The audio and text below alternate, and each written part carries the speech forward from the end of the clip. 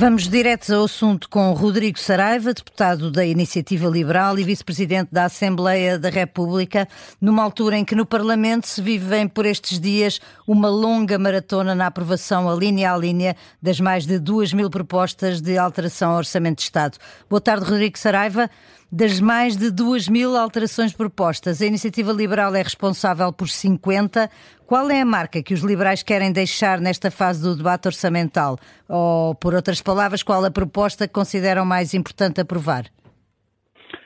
Muito boa tarde, Raquel. Também boa tarde ao Miguel Videira. Vamos ser pragmáticos. Nós sabemos aquilo que a aritmética parlamentar possibilita. Sabemos aquilo que é a posição dos outros partidos sobre um conjunto de vastos temas, também o que é que permite, e eu acho que logo o primeiro dia permitiu a aprovação de duas propostas da Iniciativa Liberal que são bastante importantes, que têm a ver com a contenção, a correção da despesa pública. E isto é um bom ponto de partida para fazer aquilo que é essencial que nós achamos. Por um lado, uma reforma de Estado, uma reforma e uma redução da despesa pública. Por outro lado, seria a parte da baixa da fiscalidade sobre as pessoas e sobre as empresas, mas ainda hoje, com as votações, como nós tivemos a ver, em que só, por exemplo, no IRC, os partidos andaram ao longo de meses, o PS e o PSD, sobretudo, num combate por causa de descer um ponto percentual o IRC, e isso não vai mexer a agulha, isso não vai fazer diferença, não é isso que vai trazer mais empresas para Portugal, mais investimento para Portugal. A baixa também do IRC é pouquinho, é pouco ambiciosa, portanto nessa vertente de baixar a fiscalidade, de permitir deixar mais dinheiro no bolso das pessoas e também no cofre das empresas para pagarem melhores salários, para investirem mais, isso não vai acontecer. Esta parte da reforma do Estado e da reforma da redução da despesa pública, estamos aqui a fazer passos já importantes, mas são coisas que vão depender depois da motivação do Governo para isso. Nós vamos estar atentos, já vamos acompanhar a execução da aprovação destas duas propostas, como fizemos há uns anos, quando foi aprovado o portal da transparência, e depois o Governo de então do Partido Socialista demorou um pouco, tivemos que insistir, tivemos que reforçar em outros orçamentos propostas relativamente ao aprofundamento do portal de transparência, e será esta fase, assim, numa expressão inglesa, vamos entrar agora num bocado no modo watchdogs para garantir que essa redução de despesa pública existe e permite alavancar o dinheiro dos contribuintes para outras coisas que não para engordar o Estado, como ele tem vindo a engordar ao longo das últimas décadas. Sublinhou que a descida do IRC em um ponto percentual que não beneficia, grosso modo, as empresas e que também não mexe particularmente nas contas do Estado. E o aumento das pensões, proposta do PS, com aprovação garantida, isso vai mexer com os cofres públicos? Vai, pelas contas que a UTAL fez, isso vai mexer. Nós estamos a votar contra todas estas propostas que têm a ver com as pensões, não por acharmos que as pessoas não mereçam, que os pensionistas não mereçam ter melhores pensões. Nós achamos que os pensionistas devem ter maiores pensões, achamos que as pessoas devem ter maiores salários, achamos que todas as pessoas devem ter mais rendimento, mas para isso ser possível é preciso acontecer duas coisas importantes. A primeira, haver crescimento económico, e a segunda, haver a redução daquilo que é o tamanho do Estado. Isso é essencial. Concordam, portanto, com o princípio defendido pelo Governo, que só se houver crescimento económico, só nessas condições é que deve ser promovido um aumento das pensões, e não de forma permanente? Acho que é um pouco forçado concordar em plenitude que o Governo acha mesmo isso do crescimento económico, porque não vemos muitas medidas para isso fazer acontecer. Mas se tiverem esse princípio e começarem a implementar a partir de agora políticas nesse sentido, obviamente tem o nosso aplauso. Se há partido que colocou na política em Portugal, no centro da discussão do debate político em Portugal, a necessidade do crescimento económico, foi a Iniciativa Liberal, dizemos isso sem prioridades nenhums e até com vaidosos disso. E, portanto, o crescimento económico é essencial. Para quê? Para que as pessoas tenham melhores salários e os pensionistas tenham melhores pensões. Isso é óbvio para todos. Mas faz sentido a contenção e a cautela que o Governo tem dito ser necessária, sobretudo tendo em conta também o contexto internacional. Isto era também para lhe perguntar se esse crescimento económico que a IEL desde sempre se tem batido e de que sempre ouvimos falar, se não tem o caminho um pouco dificultado com uma Europa em recessão, com a Alemanha a entrar em crise e com o contexto de conflitos internacionais que temos. Nós não podemos ignorar os contextos, e sobretudo os contextos internacionais, e nós também somos um partido gradualista. Sabemos que as coisas fazem, por isso é que, por exemplo, em termos do IRS, eu vou dar este exemplo, a nossa proposta em termos de programa eleitoral foi uma, e nós nos primeiros anos que chegámos à Assembleia da República nunca apresentámos essa proposta logo de imediato, porque acreditamos também na vertente gradual, mas há uma coisa da proposta de baixa de impostos, debate-se normalmente muito, o discurso é logo, o fim da receita, a receita que se vai perder, mas nunca ninguém fala de os benefícios que traz de baixar impostos. E se nós olharmos até para as contas públicas, e por exemplo na questão do IRC, nos últimos 20 anos, das únicas 2 vezes que houve uma baixa considerável de IRC, aquilo que aconteceu foi que a receita até aumentou. Portanto, quando se diz que baixar impostos, cuidado que a receita do Estado vai baixar, isso não é líquido. Até porque mesmo no IRS, se baixa a receita do IRS, possivelmente a receita do IVA vai baixar. E, portanto, quando se fala de baixa de impostos, é preciso fazer estas contas. O que reduz diretamente da baixa desse imposto, mas também começar a contabilizar aquilo que é o potencial crescimento de outras receitas. O Estado tem outras formas de receitas, recordando sempre que o dinheiro é das pessoas, o dinheiro é das empresas e, por princípio, ele está melhor no bolso das pessoas, no cofre das empresas, do que no cofre do Estado. Vamos aqui mudar de tema. O próximo ano é ante-autárquicas. Um desafio para o seu partido, a Iniciativa Liberal. Já decidiu se junta à coligação de Carlos Moedas em Lisboa? É sempre a pergunta que vem. Eu deixo-me fazer um disclaimer. Eu não sou dirigente da Iniciativa Liberal em termos dos órgãos nacionais e dos órgãos locais e, portanto, não sei, nem vou participar nesse debate e mesmo sendo participante sem direito a voto no Conselho Nacional, quando esse tema chegar lá, também não tenho voto. Mas tem opinião? O que é que eu tenho opinião e tento às vezes controlar-me, porque também não vou ser hipócrita e dizer que a minha opinião não condiciona. Ela condiciona em parte e por isso é que às vezes também me controlo um pouco naquilo que é a minha opinião. Eu não sei qual é de facto a decisão que o Núcleo de Lisboa vai tomar, qual é que é a decisão que a próxima Comissão Executiva, isto também tem que haver este contexto, vai haver eleições da Iniciativa Liberal, vai haver uma nova liderança, uma nova Comissão Executiva, uma nova equipa, uma nova moção de estratégia global e isso são os próximos dirigentes nacionais que tomarão também essa decisão em conjunto com o Núcleo de Lisboa. O que eu posso dizer de Lisboa é que eles vão ter que avaliar bem, porque há muitas variáveis para essa decisão. Se de repente houver uma frente de esquerda fortíssima, isso é uma variável que tem que estar dentro dos critérios de análise. Mas eu também gostava de dizer que eu percebo que o engenheiro Carlos Moedas, atual Presidente da Câmara de Lisboa, queira muito contar com a Iniciativa Liberal. Em primeiro, porque eu percebo e reconheço aquilo que é, e o próprio Carlos Moedas reconhece a competência dos nossos autarcas, que começa na Assembleia Municipal e em algumas freguesias. Em segundo, eu percebo que ele tem tido algumas dificuldades em implementar políticas liberais pelo contexto aritmético da Câmara, do Executivo da Câmara e da Assembleia Municipal, mas também às vezes é preciso motivação, é preciso contar com os liberais para que as coisas aconteçam. Eu dou 2 exemplos porque é que acho que Carlos Moedas falta-lhe alguma coisa ao longo deste mandato para ter sido de facto um presidente liberal. Na Derrama, o Lisboa continua a estar no clube da taxa máxima. E isso não é ser liberal. Não houve uma baixa, uma redução da derrama. E no alojamento local tem havido uma permanente suspensão das licenças ao alojamento local. Isto são logo 2 coisas que um liberal fazem urticária. E, portanto, é preciso... E não era mais útil, nesse sentido, uma iniciativa liberal que estivesse dentro do governo da Câmara e não que estivesse fora?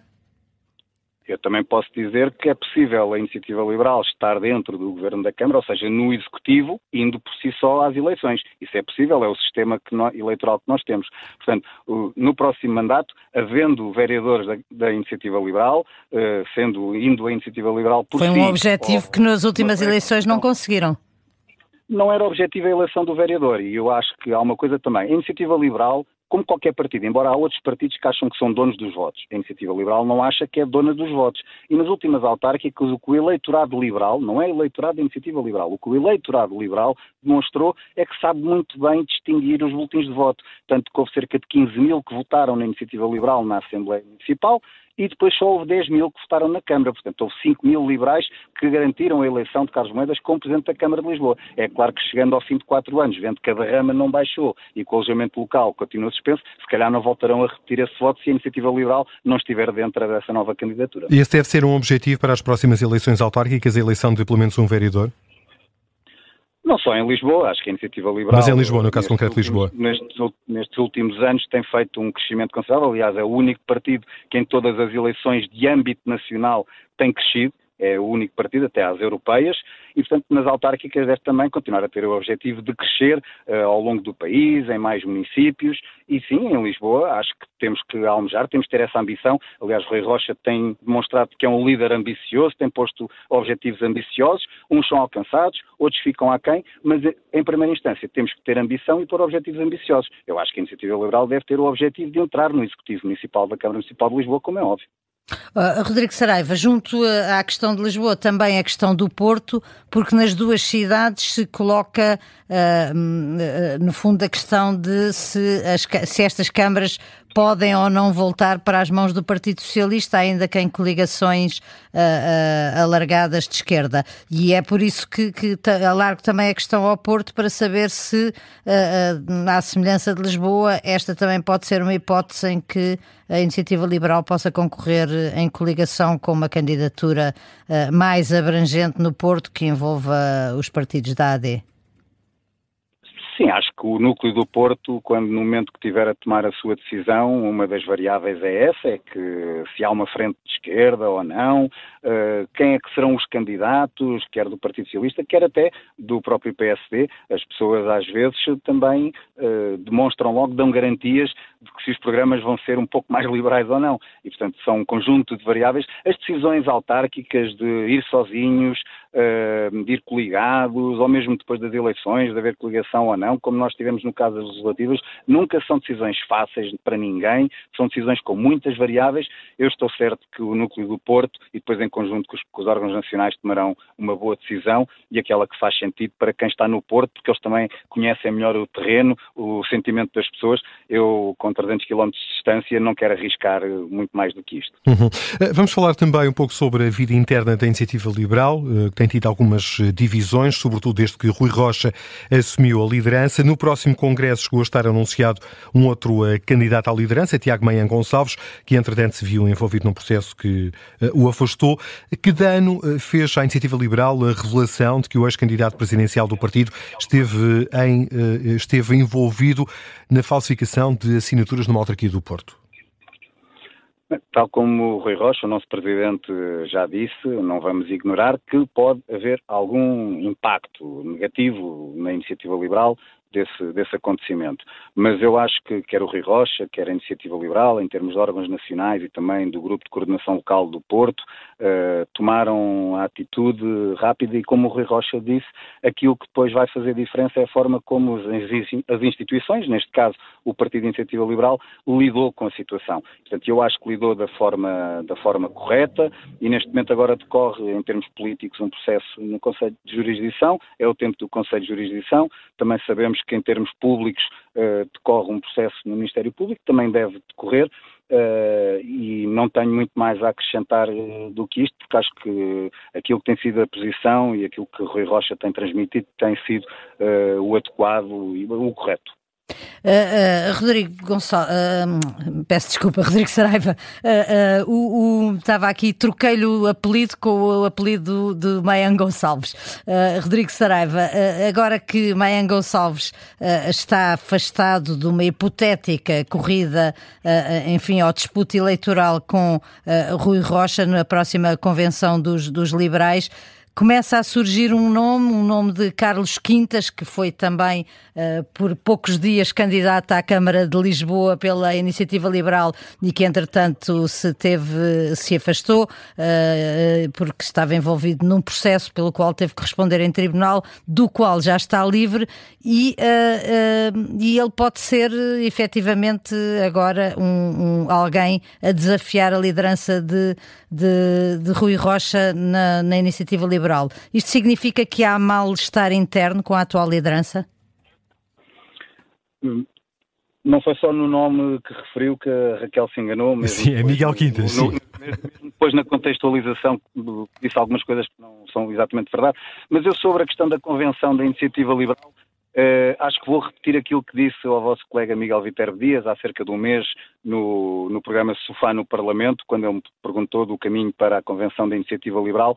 A única coisa que eu tenho a dizer é que acho que quando chegar o momento adequado, e este fim de semana, este ano próximo vai haver Conselho Nacional e, portanto, a Convenção será marcada, o único desejo que eu tenho é, quando chegar o momento, que o Rui Rocha se apresente como recandidato e que depois, quando chegar à Convenção, tenha o reconhecimento dos membros da Iniciativa Liberal para continuar como Presidente da Iniciativa Liberal. O Rui tem feito um excelente mandato, num contexto interno, nacional e internacional difícil, e tem conseguido uma boa entrega e bons resultados para a Iniciativa Liberal. Portanto, aquilo que eu espero é que o Rui Rocha se recandidate e que continue como Presidente da Iniciativa Liberal. Eu, como membro de base da Iniciativa Liberal e também como deputado, é esse o apoio que eu darei quando chegar à Convenção da Iniciativa Liberal.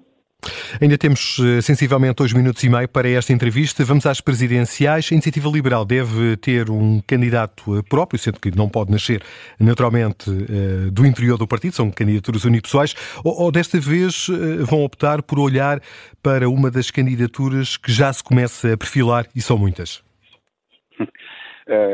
Como eu disse há pouco, vai haver uma Convenção da Iniciativa Liberal e a próxima moção de estratégia global tem que orientar aquilo que vai ser a participação da Iniciativa Liberal nas presidenciais.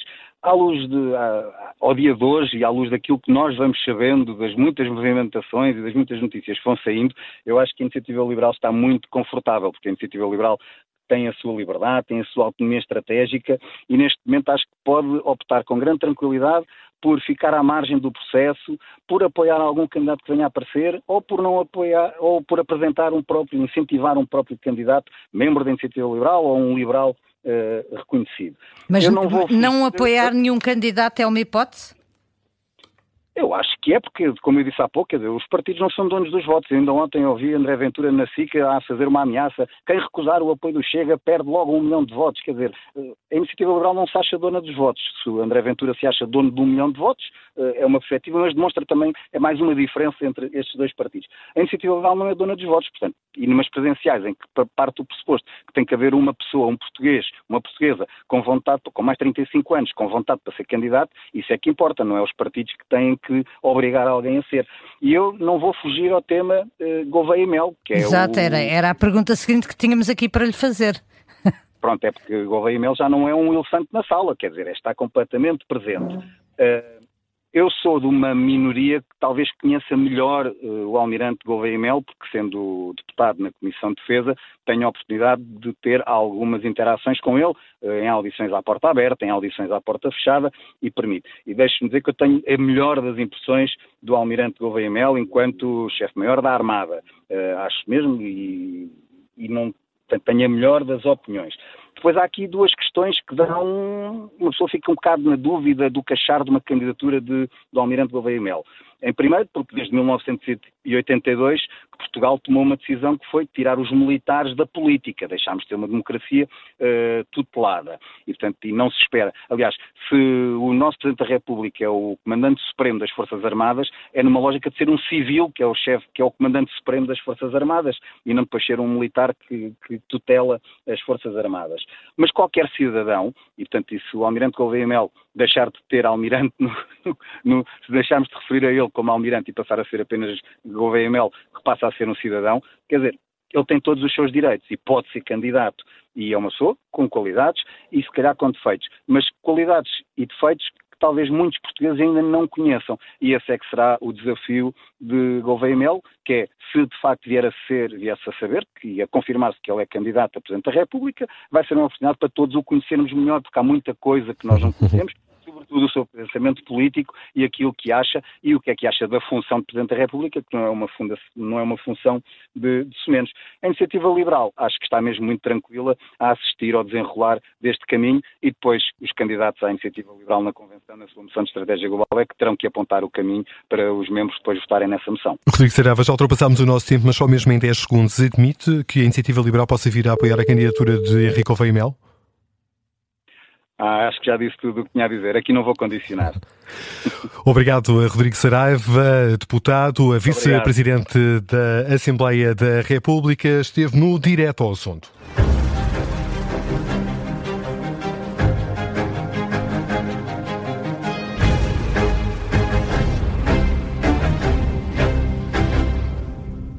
Se gostar deste podcast, pode seguir, dar 5 estrelas e comentar o episódio na Apple Podcasts ou no Spotify. Pode também subscrever e gostar no YouTube. Assim recebe uma notificação sempre que houver um novo episódio.